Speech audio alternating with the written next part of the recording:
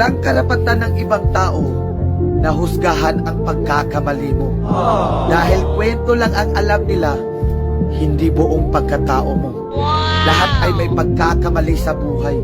Kaya wala tayong karapatan ipagkalat, ipahiya ang sino mang taong nagkakamali sa buhay.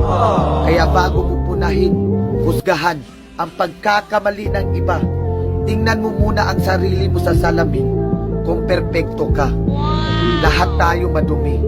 Walang taong perpekto. Pero marami nga lang piling malinis. Kaya lagi yung tatandaan, walang taong perpekto.